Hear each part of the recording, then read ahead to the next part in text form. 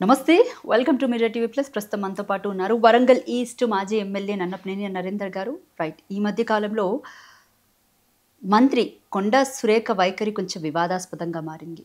ముఖ్యంగా ఓఎస్టీ ఎవరైతే ఉన్నారో సుమంత్ సస్పెన్షన్పై భారీ ఎత్తున తెలంగాణ రాష్ట్రంలో చర్చనీయాంశంగా మారింది. మరీ ముఖ్యంగా ఈ డెక్కన్ సిమెంట్ విషయంలో కానివ్వండి, లేకపోతే ఈ గన్స్ పెట్టుకొని బెదిరించడం, ఈ రకంగా పాలిటిక్స్ అన్నీ ఒక తారుమారుగా తిరుగుతున్న నేపథ్యంలో, అలాగే ఇంకా బీసీ రిజర్వేషన్స్ గురించి మరీ ముఖ్యంగా కొండా సుష్మిత చేసినటువంటి వ్యాఖ్యలు, అంటే ఒక బీసీ మంత్రిని తొక్కేస్తున్నారు తెలంగాణ రాష్ట్రంలో అని చెప్పేసి వాళ్ళ కూతురు స్వయంగా ఆరోపించినటువంటి మాటలు, అండ్ అలాగే ఇంకా జూబ్లీ హిల్స్ బై ఎలక్షన్, అంటే ఇదంతా కూడా ఏం జరుగుతుంది ఒక పక్క నుంచి అంటే ఇంకో పక్క నుంచి చూస్తుంటే గందరగోళంగా ఉంది. ఒకసారి వీటన్నిటి మీద కూడా డిస్కషన్ చేసే ప్రయత్నం చేద్దాము.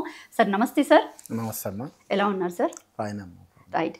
సో ఇంకా పర్టికులర్గా మనం మాట్లాడుకుంటే కనుక ఇది వరంగల్ ఈస్ట్ నియోజకవర్గంలో మళ్ళీ పాలిటిక్స్ రసవత్తరంగా మారాయి. అటు కొండా సురేఖ ఓఎస్టీ సుమంత్ గన్ పట్టుకొని బెదిరించడం కానివ్వండి, లేకపోతే అటు హుజూర్ నగర్లో డెక్కన్ సిమెంట్ విషయంలో కానివ్వండి, అసలు ఏం జరుగుతుంది ఈ వరంగల్ ఈస్ట్ నియోజకవర్గానికి సంబంధించి? వరంగల్ ఈస్ట్లో కాంగ్రెస్ ప్రభుత్వం ఏదైతే ఉందో వాళ్ళ యొక్క అరాచకాలన్నీ వరంగల్ ఈస్ట్లోనే చూపిస్తున్నారు.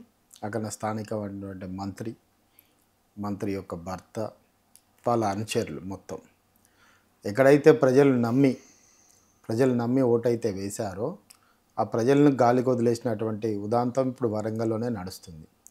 ఒకవైపు కాంగ్రెస్ ప్రభుత్వం ఇచ్చిన హామీలను నెరవేర్చకుండా, ఇంకోవైపు అణగారిన వర్గాలు బీసీలు ఎక్కువగా ఉండేటువంటి ఆ ప్రాంతంలో, ఈ ఒకవైపు ఎస్సీ ఎస్టీలు ఎక్కువగా ఉండేటువంటి ప్రాంతంలో, మైనార్టీలు ఎక్కువగా ఉండే ఆ ప్రాంతంలో ఇటువంటి నాయకత్వాన్ని తీసుకొచ్చి మా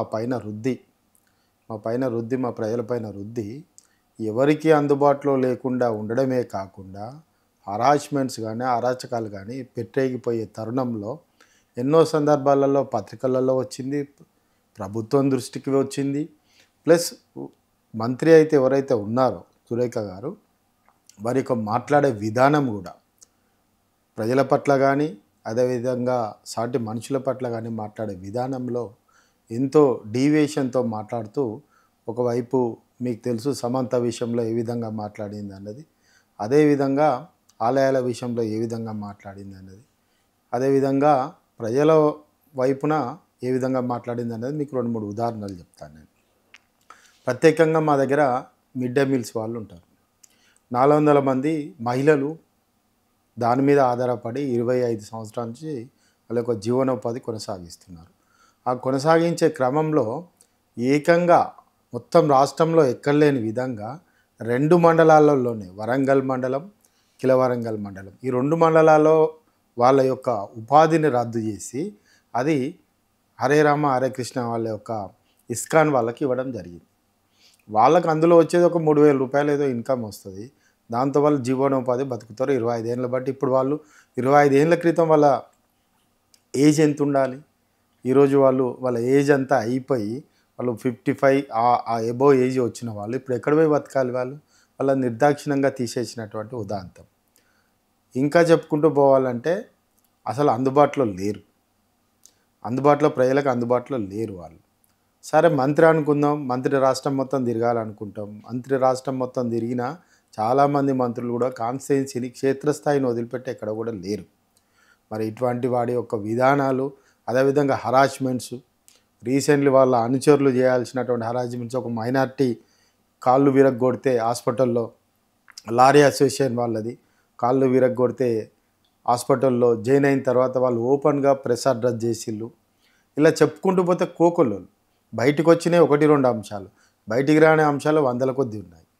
కాబట్టి వాళ్ళను కాంగ్రెస్ పార్టీని అనాలి ఫస్ట్, కాంగ్రెస్ ప్రభుత్వాన్ని అనాలి ఫస్ట్. ఎందుకు వచ్చి మా ప్రజల మీద రుద్ది ఈరోజు మాపై ఇవాళ సవారీ చేస్తున్నారంటే ఇవాళ ఏ విధమైనటువంటి విధానాలతోటి కాంగ్రెస్ ప్రభుత్వం ఉన్నదన్నది కూడా మాకు తెల్లమ అవుతుంది.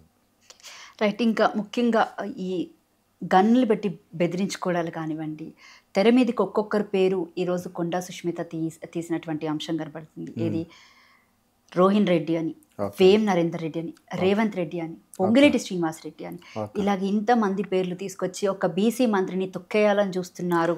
ఇలా ఒకటేనండి నేను చెప్పేది, వాళ్ళు బీసీలుగా ఏ రోజు పరిగణలోకి రాలేదండి. ఓపెన్గా చెప్తున్నాం. ఎందుకు ఆ మాట చెప్తున్నామంటే వాళ్ళు బీసీల పట్ల సదాభిప్రాయంతో ఉండి, మిగతా బీసీల పట్ల సదాభిప్రాయంతో ఉండి వారికి మేలు జరిగే విధంగా పనిచేసినప్పుడు వాళ్ళని బీసీగా పరిగణలోకి తీసుకుంటారు. కానీ వారి యొక్క విధానం ఎట్లుంటుందంటే నీకు అగ్రవర్ణాల కంటే ఎక్కువ ఉంటుంది. వాళ్ళ యొక్క విధానమే అట్లుంటుంది అన్నట్టు. అంటే గేటు బయట నిలబడి మాట్లాడడం కానీ వాళ్ళ యొక్క అప్రోచ్ కానీ చాలా డిఫరెంట్గా ఉంటుంది. మినీ గన్లు, ఈ కొట్లాట ఇవన్నీ కూడా కాంగ్రెస్ ప్రభుత్వంలో పంపకాల పంచాయతీ. ఇదంతా కూడా పంపకాల గొడవ ఇది. ఓకేనా? ఇదంతా పంపకాల గొడవలో వచ్చినటువంటి పంచాయతీలు తప్ప వీళ్ళని బీసీలని ఒత్తుతలేరు, వాళ్ళు ఓసీలని కాదు. పంచుకునే కాడ గొడవ. అంటే ఇంత గొడవ జరుగుతుంటే అసలు వరంగల్ ఈస్ట్లో ఏమైనా పాలన జరుగుతుందా? ప్రజలకి పాలన లేదండి. వరంగల్ ఈస్ట్లో పాలన లేదు. అదే చెప్తున్నాం కదా. మేము చెప్పేది ఏంటంటే టెండర్ అన్నది ఆన్లైన్లో వేస్తారండి. ఎవరంటే వాళ్ళు వేసుకోవచ్చు. వాళ్ళ యొక్క నామ్స్ ప్రకారం ఎవరైతే ఇస్తారో ఆ నామ్స్ ప్రకారం ఎలిజిబుల్ ఎవరున్నా వాళ్ళు వేసుకోవచ్చు. లోయెస్ట్ బిడ్డింగ్ ఎవరుంటే వాళ్ళకి ఇచ్చేయాలి అంతే. దాంట్లో పొంగులేటి శ్రీనివాసరెడ్డి ఇన్వాల్వ్ కావడం ఏంది, సురేఖ ఇన్వాల్వ్ కావడం ఏంది. సురేఖ కూతురు చెప్తుంది కదా మా వాళ్ళకు రావాలి అని చెప్పి. మా వాళ్ళేంటి మీ వాళ్ళేంటి? ప్రభుత్వం ఒక ట్రాన్స్పరెన్సీగా ఆన్లైన్ సిస్టమ్ పెట్టినాక మీ వాళ్ళేంటి మా వాళ్ళేంటి నాకు అర్థం కాలేదు. శ్రీనివాసరెడ్డి మనుషులేంటి, సురేఖ మనుషులేంటి? అంటే ప్రజల యొక్క ధనాన్ని దుర్వినియోగం చేసే ప్రయత్నంలో ఇద్దరు మంత్రులు కలిసి పంచుకునే కాడ గొడవ అన్నట్టే కదా ఇది. అంతే కదండి. అసలు సిస్టమ్ ఏంటి? Online tender. అది ఆన్లైన్ టెండర్లో ఎవరికి లో బిడ్డింగ్ వస్తే వాళ్ళకి ఇచ్చేయాలి. అటు కాకుండా మా వాళ్ళకి వచ్చింది మీ వాళ్ళకి వచ్చింది అని చెప్పి ఈ విధంగా గొడవ పడడం, ఇంత ఓపెన్గా మీడియాలలో వాదించుకోవడం అంటే మీరు పంచుకునే కాడ గొడవ కాకుంటే ఏంటి? మీకు దక్కన్ సిమెంట్ వాళ్ళు రోహిన్ రెడ్డి దగ్గరికి ఎందుకు వస్తారండి? ఏం పనికి వస్తారు? వాళ్ళకేం వ్యవహారము? వాటాలు పంచుకునే కన్నా కదా డిస్కషన్ కూర్చునేది. పంచుకునే కాడ గొడవ కావచ్చు. అంటే ఏ అధికారం లేని చేతిలో గన్ పెట్టి బెదిరించడాన్ని ఎలా చూస్తారు సార్ మీరు? గన్ పెట్టి బెదిరించిల్లు అన్నది అది పేపర్లలో మట్టుకే చూసింది. అది అంటే కూతురే స్వయంగా ఆరోపించింది కదా, రోహిన్ రెడ్డి కూడా గన్ తీసుకొచ్చి బెదిరించాడు, సుమంత్ మీద ఆరోపిస్తున్నారు అని చెప్పేసి డైరెక్ట్గా తను తీసుకొచ్చి మాట్లాడిందంటే, అంటే అంబర్పేట్ నియోజకవర్గాన్ని నుంచి ఎమ్మెల్యేగా కంటెస్ట్ చేసినటువంటి వ్యక్తి ప్రజెంట్ ముఖ్యమంత్రి రేవంత్ రెడ్డి పక్కనే తిరుగుతున్నటువంటి వ్యక్తికి ఎలాంటి అధికారం లేనప్పటికీ కూడా ఈ గన్లు తీసుకొచ్చి ఈ వ్యవహారాలు అన్నిట్లో ఇన్వాల్వ్ అవ్వడాన్ని ఎలా చూస్తారు? బేసిక్ తెలంగాణ రాష్ట్రంలో రాష్ట్ర ప్రజలకు తెలియని చరిత్ర ఏంటంటే రేవంత్ రెడ్డి కింద అసిస్టెంట్లు 2-3 రిటైర్డ్ ఎంఆర్ఓలు ఆర్డీఓలు ఉంటారు. ఏది ఈయన ముఖ్యమంత్రి కాకముందుకు. వాళ్ళు మొత్తం తెలంగాణలో కానీ ముఖ్యంగా హైదరాబాదులో ప్రధానమైనటువంటి హైదరాబాద్లో భూములు వాటి పంచాయతీలన్నీ కూడా వ్యవహారం అంతా చేసింది వీళ్ళే కదా, ఈ టీమే కదా. షఫీ అనే అతను, అదేవిధంగా ఈ రోహిన్ రెడ్డి అనే అతను, వీళ్ళే కదా మొత్తం వ్యవహారం అంతా నడిపింది. రైట్. ఇంకా ప్రధానంగా చర్చించుకోవాల్సింది బీసీ రిజర్వేషన్స్ ఏవైతే ఉన్నాయో. గతంలో కామారెడ్డి డిక్లరేషన్ ప్రకారం అంటే బీసీలకి 42% రిజర్వేషన్స్ ఇచ్చి తీరుతామని చెప్పేసి ఆ రోజు మల్లికార్జున ఖార్గే వీళ్ళంతా కూడా ఎన్నికల హామీల టైంలో ప్రజలకి చెప్పినటువంటి మాట. దాని తర్వాత సీఎం రేవంత్ రెడ్డి సైతం బీసీ రిజర్వేషన్స్ చెయ్యందే స్థానిక సంస్థల ఎన్నికలకు వెళ్ళామని చెప్పేసి ఒక ప్రకటన విడుదల చేశారు. దాని తర్వాత కులగణన చేశారు. కులగణన విషయానికి వస్తే కనుక ఏ క్యాస్ట్ ఎంత ఉంది, అంటే ఏ కులం ఎంత ఉంది, ఎంతమంది ఉన్నారు అనేది ఆ రిజల్ట్ బయట పెట్టకుండా మేము నామమాత్రంగా కులగణన చేశామంటే చేశాము, 57% మాత్రమే బీసీలు ఉన్నారని చెప్పేసి ఒక నివేదిక ఇవ్వడం జరిగింది. దాని తర్వాత జీవో అన్నారు, ముందు ఆర్డినెన్స్ అన్నారు, గవర్నర్ దగ్గర అప్రూవల్ అన్నారు, తర్వాత జీవో నంబర్ 9 అన్నారు. అంటే ఈ హైడ్రామా అంతా చూస్తుంటే ఏం చెప్తారు? మోసం, దగా, ఇంతకంటే పచ్చి మోసం ఏముండదు. బీసీలు ఏదైతే అమాయకులుగా ఉన్నారు కాబట్టి ఇన్ని సంవత్సరాలు వీళ్ళు ఆడుకున్నటువంటి మోసం. ఇప్పుడు డే 1 నుంచి కాంగ్రెస్ ప్రభుత్వం కాదండి, అత్యధిక శాతం 11 సార్లు ప్రభుత్వాన్ని పాలించింది కాంగ్రెస్ ప్రభుత్వం కాదా? దాని ప్రొసీజర్ ఏందో రేవంత్ రెడ్డికి తెలియదా? దాని ప్రొసీజర్ ఏందో బీజేపీ వాళ్ళకి తెలియదా? ఈరోజు రాష్ట్రంలో వాళ్ళు సభలో పెట్టినప్పుడు ముసలి కన్నీరు కార్చినటువంటి బీజేపీ, అదేవిధంగా ముసలి కన్నీరు కార్చుకుంటూ పెట్టినటువంటి కాంగ్రెసు ఇవాళ దాన్ని చట్టం చేసి గవర్నర్ ఆమోదం పొంది ఎక్కడికి వెళ్ళాలండి? రాష్ట్రపతికి వెళ్ళాలి. రాష్ట్రపతికి వెళ్ళిన తర్వాత దాన్ని క్యాబినెట్కి వెళ్ళాలి. క్యాబినెట్ అప్రూవల్ అయిన తర్వాత పార్లమెంట్కి వెళ్ళాలి, ఇరు సభలకి వెళ్ళాలి. ఆ తర్వాత మళ్ళీ మళ్ళీ రాష్ట్రపతి దగ్గరికి వచ్చి అది అప్రూవల్ ఎట్లా 9th షెడ్యూల్లో పెట్టాలి. అవును అవును 9th షెడ్యూల్లో పెట్టిన తర్వాత అప్పుడు రాష్ట్రపతి దాన్ని అప్రూవల్ చేయడం జరుగుతుంది. ఈ తతంగం అంతా జరగాల్సింది ఉంది. ఇప్పుడు రాష్ట్ర ప్రభుత్వం వీళ్ళది ఉన్నది పెట్టిళ్ళు. మరి కేంద్రంలో బీజేపీ ఉన్నప్పుడు ఈటల రాజేందర్ గారు గాను అదేవిధంగా బండి సంజయ్ గారు ఒక కమిటీ వేసుకొని మొత్తము తెలంగాణలో ఉన్నటువంటి అందరినీ తీసుకొని వెళ్ళాలి కదా. మరి ఎక్కడ వెళ్తున్నారా? వచ్చేది రేపు శీతాకాల సమావేశాలు ఉన్నాయి. శీతాకాల సమావేశాల్లో బీసీ బిల్లు పెట్టియండి. ఎందుకు పెట్టారండి? ఇక్కడ వీళ్ళు శీతకన్నీరు కాల్స్తున్నారు కదా. బీజేపీ వాళ్ళమో మేము మద్దతు తెలుపుతున్నామని ఇక్కడ చెప్పిళ్ళు రాష్ట్రంలో. కాంగ్రెస్ వాళ్ళు ఇది కాదని తెలిసి పెట్టిళ్ళు.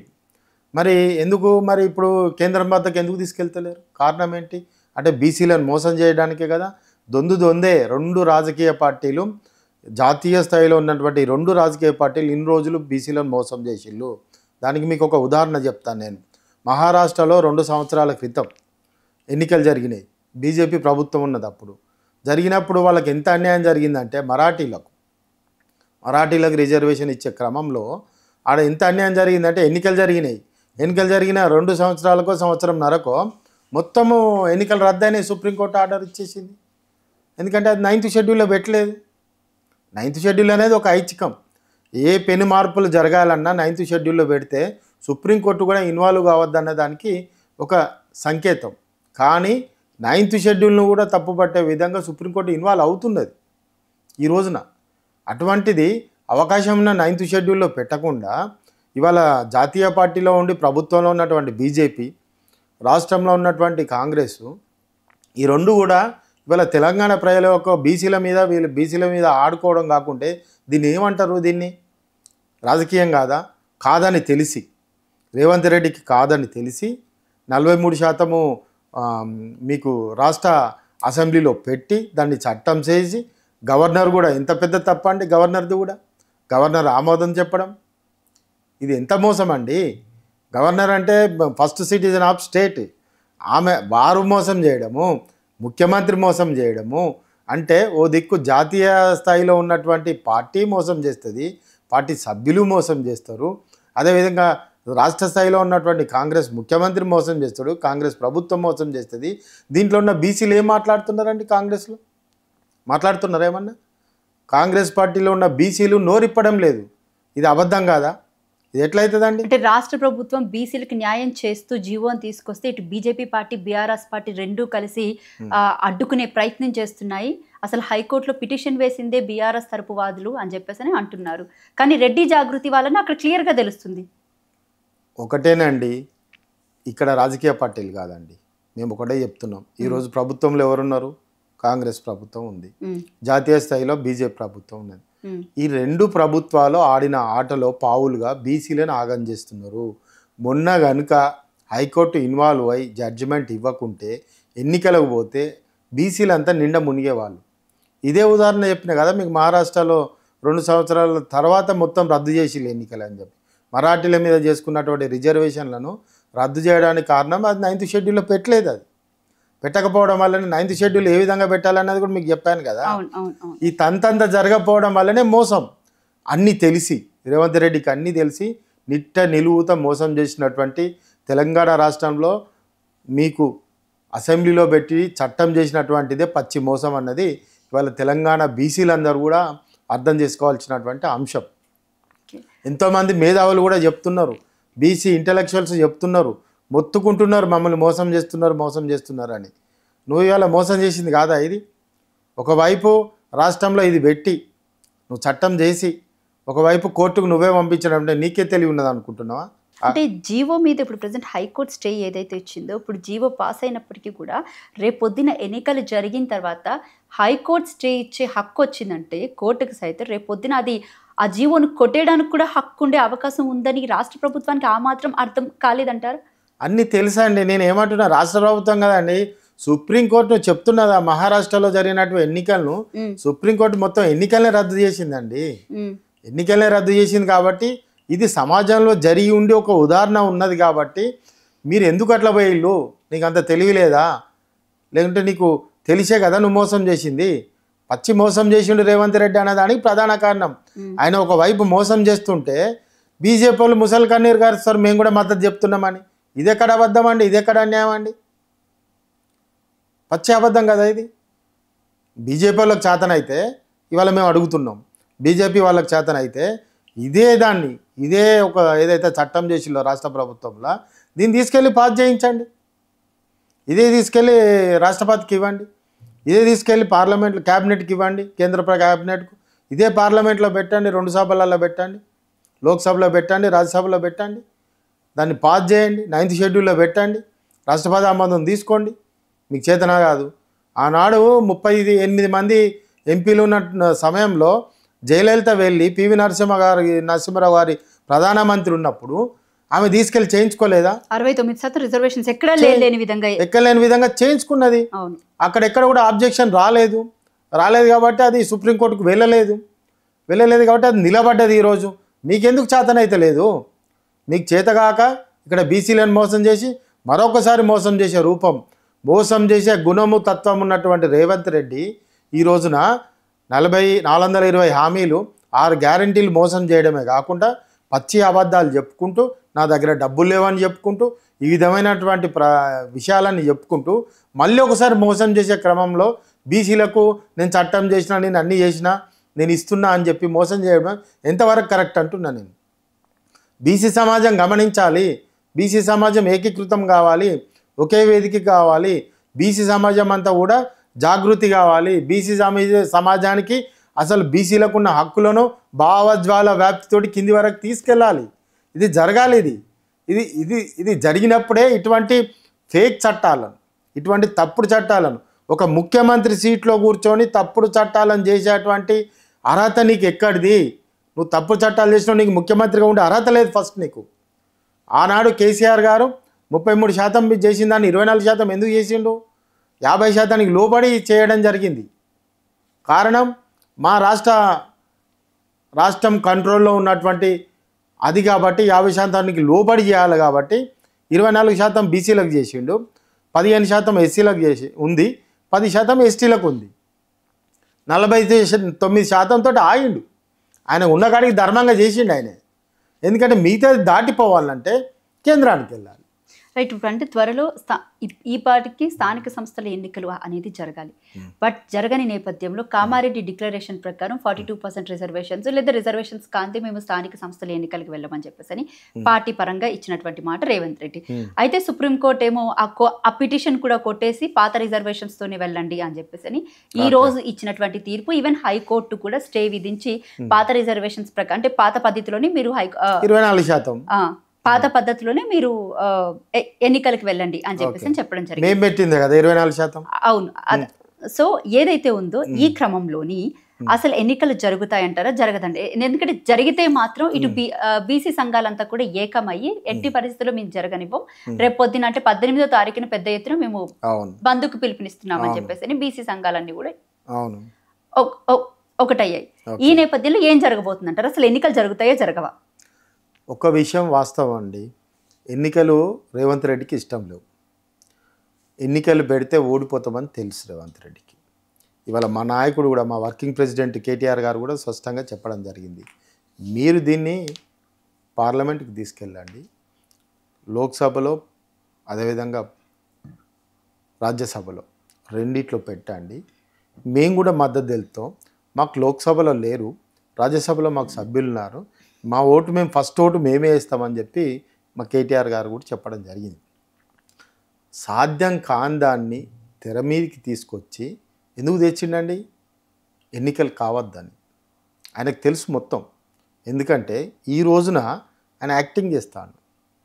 అడ్వకేట్ జనరల్ తోటి మీటింగ్ పెట్టిండు. నీకు తెలియదా? అడ్వకేట్ జనరల్ తోటి నువ్వు అంతకుముందు మాట్లాడలేదా? ఇది కాదని తెలియదా? అడ్వకేట్ జనరల్ అంత తెలివి తక్కువలను పెట్టినావు అడ్వకేట్ జనరల్? అట్లా కాదు కదా. అడ్వకేట్ జనరల్ నీకు కులంకషంగా చెప్పి ఉంటాడు, కానీ నువ్వు ప్రజలను మోసం చేసే పద్ధతిలో నువ్వు ఒకవైపు నీ తత్వం తెలుసు కదా, నీ క్యారెక్టర్ అంతా కూడా తెలుసు కదా అందరికీ. నువ్వు ఒక రెడ్డి సామాజిక వర్గంలో నువ్వు ఒక రెడ్డి సంఘాన్ని పెట్టుకొని రెడ్డిలే రాజ్యాన్ని ఏరాలని నువ్వు మొత్తం పదం పలికినటువంటి వ్యక్తివి నువ్వు.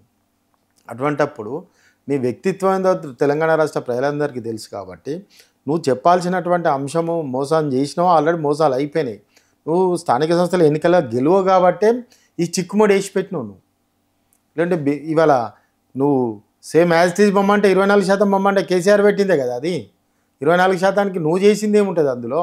నువ్వు పచ్చి మోసం చేసినట్టే కదా. కామారెడ్డి డిక్లరేషన్లో నువ్వు మోసం చేసినట్టే కదా. సుప్రీంకోర్టు జడ్జిమెంట్ చదువుకోవాలి, సుప్రీంకోర్టు లేకుంటే నీకు ఆర్టికల్లో ఏముంది, షెడ్యూల్లో ఏముంది అన్నది చదువుకోవాలి కదా. చదువుకుంటే నీకు ఇంటలెక్చువల్స్ ఉంటారు, నీకు టీం ఉంటుంది, నువ్వు ఒక ముఖ్యమంత్రిగా ఉన్నావు. ఏం తెలియకుండా ఇవన్నీ చేసినావు, అన్నీ తెలిసే చేసినావు నువ్వు. అన్నీ తెలిసి చేయడమే కాకుండా ఈరోజు బీజేపీ వాళ్ళు కూడా తెలిసే మహారాష్ట్రలో మోసం చేసిళ్ళు. అక్కడ బీజేపీ ప్రభుత్వమే ఉండే 2 ఏళ్ల క్రితం. బీజేపీ ప్రభుత్వం ఉన్నప్పుడే ఆడ మరాఠీలను కూడా ఇట్లే మోసం చేసిళ్ళు. ఈ రెండు తక్కువేం కావు. ఇప్పుడు కొత్తగా ఏమంటున్నారు, డెడికేషన్ కమిటీ వేసినామా అంటున్నారు. డెడికేషన్ కమిటీ వేస్తే ఏం లాభము? మొత్తం జరగాల్సింది అక్కడ కదా. నీకు 9th షెడ్యూల్లో పెట్టాలనుకున్నప్పుడు, 9th షెడ్యూల్లో జరగాలనుకున్నప్పుడు నీకు పార్లమెంట్లో, లోక్సభలో ఆమోదం పొందాలి. రాష్ట్రపతి క్యాబినెట్కి వెళ్ళాలి, కేంద్ర క్యాబినెట్కు. దాన్ని పార్లమెంటు, లోక్సభలో జరగాలి. జరిగిన తర్వాత మళ్ళీ రాష్ట్రపతి అప్రూవల్ పొందాలి. అప్పుడు అది సవ్యంగా జరిగినట్టు. అది తెలంగాణ రాష్ట్రం ఏ విధంగా సాధించుకున్నామో ఆ విధంగానే దీన్ని పెట్టాల్సినటువంటి అవసరం ఉంటుంది. ఓకే, ఒకవేళ స్థానిక సంస్థల ఎన్నికలకు వెళ్తే ఏంటి పరిస్థితి, ఎల్ల నేపథ్యంలో ఏంటి పరిస్థితి ఈ రెండింటి పరంగా? స్థానిక సంస్థల్లో ఈయన ఏం చెప్తాడు, ఒకవేళ వెళ్ళాలనుకుంటే సుప్రీంకోర్టును మనము, హైకోర్టును మనం ధిక్కరించలేం కదా అని ఒక నాటకం ఆడతాడు. ఓకే, లేకుంటే మేము కొట్లాడతాం ఇంకా అని చెప్పి, లేదు మీ రిజర్వేషన్స్ కావాలని నేను అంతవరకు పోనని చెప్పినా కదా, మీరు సాధించే వరకు పోనానని చెప్పినా నీకన్నా ఆపేస్తాడు. ఇప్పుడు పార్టీలకు అతీతంగా మీరు బీసీఏ కాబట్టి ఏంటి అంటే మీ స్టాండ్ ఏంటి? మా స్టాండ్ ఖచ్చితంగా మా బీసీల యొక్క రిజర్వేషన్ మేమెంతో మాకంత కావాల్సిందే. అంటే మీరు బీసీల కోసం కొట్లాడతారా? 100%. నేను బీసీని కాదా? బీసీల కోసం ఎంత దూరైనా వెళ్తాం, ఏం వదులుకోవాలని సిద్ధంగా ఉన్నాం మేము. రైట్, ఇంకా మరొక విషయానికి వస్తే కనుక ఇటు జూబ్లీ హిల్స్ బైపోల్ నేపథ్యంలో ఏం చెప్తారు సార్? అంటే భర్త చనిపోయి పుట్టెడు దుఃఖంతో ఉన్నటువంటి భార్య ఎవరైతే ఉన్నారో మాగంటి సునీత, తనకి మద్దతుగా మొత్తం బీఆర్ఎస్ పార్టీ అండగా ఉండి మాగంటి గోపీనాథ్ పరువు నిలబెట్టడానికి తనకే టికెట్ ఇచ్చి ఆ సీట్లో కూర్చోబెట్టినట్టు అంశం కనపడుతుంది. అయినప్పటికీ కూడా ఎలాంటి జాలి కనికరం లేకుండా అధికార పార్టీ ఏదైతే కాంగ్రెస్ పార్టీ ఉన్నారో మంత్రి పొన్నం ప్రభాకర్ చేసినటువంటి వ్యాఖ్యల్ని మీరు ఎలా చూస్తారు? అవన్నీ ముసలి కన్నీరు, దొంగ కన్నీరు అన్న మాటల్ని మీరు అసలు ఎలాగా చూస్తారు? సహజంగా సమాజంలో మహిళను తల్లితో సమానంగా చూస్తాం. ఓకేనా, ఒక మాతృమూర్తిగా చూస్తాం మనం. కానీ ఇవాళ ఒక మంత్రి హోదాలో ఉండి దట్టు సమాజం, తెలంగాణ సమాజం అంతా ఇంట్లో భర్త చనిపోతే ఆమె పట్ల సమాజం అంతా సానుభూతితో ఉంటుంది.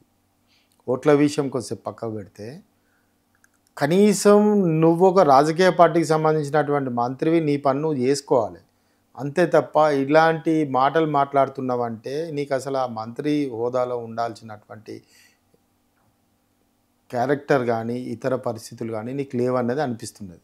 ఎందుకు అనిపిస్తున్నది అంటే, నువ్వు ఇంకో అంశం మీద మాట్లాడాలి, రాజకీయ అంశాల మీద మాట్లాడాలి. కానీ ఒక మహిళ తన భర్త చనిపోయి తన బాధ దుఃఖంలో తను దుఃఖపడుతుంటే నువ్వు మాట్లాడిన విధానం అయితే అది మేము ఖండిస్తాం. అది ఆయన బీసీ అయినా కానీ మేము అటువంటిది ఒక మహిళకి ఇవ్వాల్సినటువంటి గౌరవం ఇవ్వాల్సిందే. ఇవాళ మేము చెప్తున్నాం, ఇవాళ అక్కడ సురేఖ బీసీ కావచ్చు, మురళి బీసీ కావచ్చు, కాకపోతే వాళ్ళ యాటిట్యూడ్ బాగాలేదు, విపరీతమైనటువంటి తలనొప్పి వాళ్ళతో. మీరు చూడండి, 400 మంది మహిళలను తీసేసి, కారణం ఏం లేదు. 2 మండలాలు, జిల్లాలో 60 మండలాల పైచిలుకుంటే 2 మండలాల్లో ఈమె కాన్స్టిట్యూషన్లే తీసేసారు. ఎందుకు తీసేశారు? అదే కదా, ఆమె ఇష్టం. మా కాన్స్టిట్యూన్సీ మా ఇష్టం. అంటే ఆమెకు మహిళల పట్ల గౌరవం లేదు కాబట్టి మేము అడగాల్సి వస్తుంది. వాళ్ళకు సమాజం పట్ల గౌరవం లేదు, మహిళల పట్ల గౌరవం లేదు. వారు ఒంటెద్దుపోకుండా పోవడం వల్లనే ఇవాళ ఇది. ఆ రోజు బీఆర్ఎస్ ప్రభుత్వంలో ఎమ్మెల్యేగా ఉన్నప్పుడు కూడా ఇదే విధానం వాళ్ళది.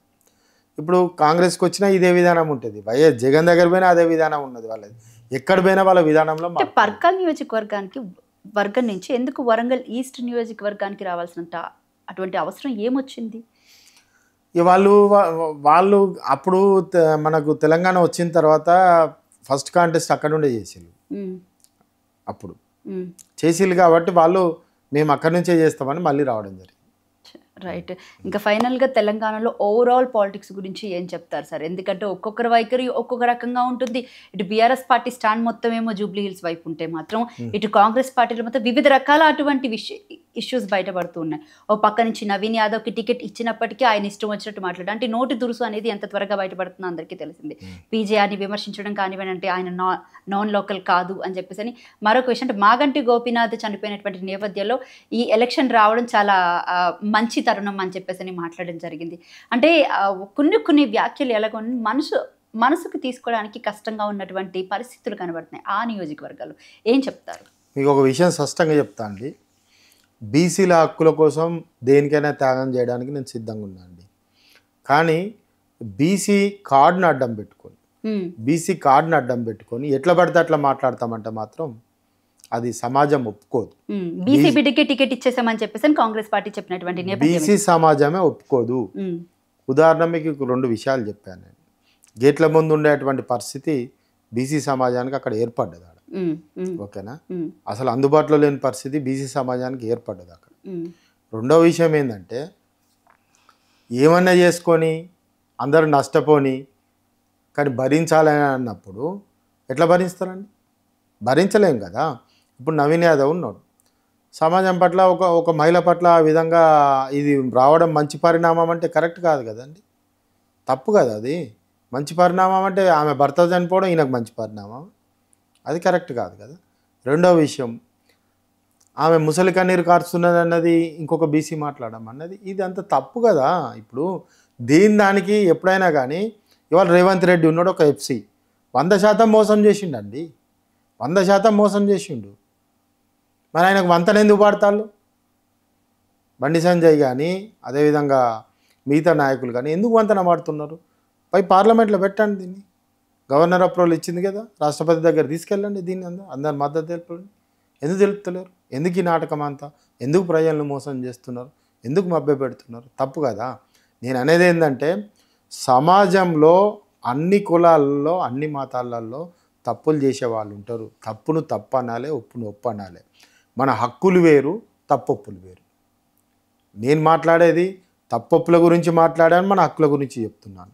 మన హక్కులు అనేవి స్పష్టంగా పోరాటం చేయాలి. బీసీల హక్కుల కోసం ఎంత దూరమైనా పోతాం, ఎంతటి పెద్దటోడినైనా నిలదీస్తాం, ఎంతటి పోరాటాన్ని అయితే చేస్తాము, ఎక్కడికంటే అక్కడికి నిలబడతాం మేము. ఈరోజు జూబ్లీహిల్స్ ఎన్నికలలో మేము చెప్పేది ఏంటంటే, భర్త చనిపోయిండు, ఆయన వృద్ధుడై చనిపోలేదు, ఒక యంగేజ్లోనే ఆయన చనిపోవడం జరిగింది. చనిపోయినప్పుడు మా పార్టీకి ఎప్పుడైనా కానీ ఒక సానుభూతి ఉంటుంది. తను కనుక భర్త చనిపోతే భార్యకి ఇవ్వడం అనేది ఇప్పటివరకు అదే జరిగింది.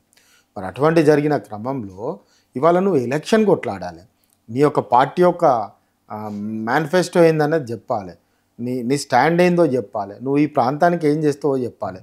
అంతే తప్ప ఒక మహిళ మీద అనుచితంగా మాట్లాడి ఈ విధంగా చేయడం అనేది కరెక్ట్ కాదు కదా. అంటే ఈ విధమైన ప్రచారాన్ని వాళ్ళు ఎలక్షన్స్ టైంలో అంటే ఎన్నికల సమయంలో వాడుకోవడాన్ని నిజంగా చూస్తుంటే చనిపోయినటువంటి వంటి మనిషి మీద రాజకీయం చేయడమే క్లియర్గా కనబడుతుంది. ఇంకొకటి నేను చెప్పేది అంటే, అభ్యర్థికి అవగాహన లేదు. ఫస్ట్ పీజేఆర్ నాన్ లోకల్ అనడనే ఎంత సోయి తప్పి ఉండాలి చెప్పండి. పీజేఆర్ గారు రాష్ట్రంలోనే కాదు దేశమంతా కూడా ప్రాచుర్యం పొందినటువంటి నాయకుడు అండి. మరి పీజేఆర్ను పట్టుకునే నాన్ లోకల్ అంటే మరి ఎంత అవగాహన ఉన్న వాళ్ళకి వీళ్ళు టికెట్ ఇచ్చినట్టు. అవగాహన లేని వ్యక్తి టికెట్ ఇవ్వడం వల్ల 2 అంశాలు అయినాయి. పీజేఆర్ నాన్ లోకల్ అని చెప్పడం ఒకటి, రెండో అంశము ఆయన చనిపోవడం మంచి పరిణామం అన్నది, ఎన్నికలు రావడం మంచి పరిణామం అన్నది. ఈ 2 అంశాలలో క్యాండిడేట్గా అవగాహన ఉందా? సమాజం పట్ల అవగాహన లేదు, వ్యక్తుల పట్ల అవగాహన లేదు, ఒక కన్సర్న్ లేదు ఆయనకు, నాయకుల పట్ల గౌరవం కూడా లేదు. నాకు పీజేఆర్ మీద అట్లా మాట్లాడినంటే ఏం లాభం? నువ్వు పీజేఆర్ మీద కామెంట్ చేస్తావు, పీజేఆర్ కూతురుతో ప్రచారాలు తిరుగుతావు. ఇదెక్కడి ధర్మం? అంటే ఏది పడితే అది మాట్లాడి చపల చిత్తం ఉన్నటువంటి వ్యక్తికి ఇలా వీరు టికెట్ ఇవ్వడమే చాలా తప్పు. Right. Thank you sir, thank you so much. మీ విలువైన సమయాన్ని మాకు కేటాయించినందుకు. ఇది వరంగల్ ఈస్ట్ మాజీ ఎమ్మెల్యే నన్నపనేని నరేంద్ర గారితో ప్రత్యేక ఇంటర్వ్యూ, కొండా సురేఖ గురించి ప్రత్యేకంగా, అండ్ మరీ ముఖ్యంగా బీసీ రిజర్వేషన్స్ మీద తప్పక చూడాల్సినటువంటి ఇంటర్వ్యూ ఇది. Thank you so much.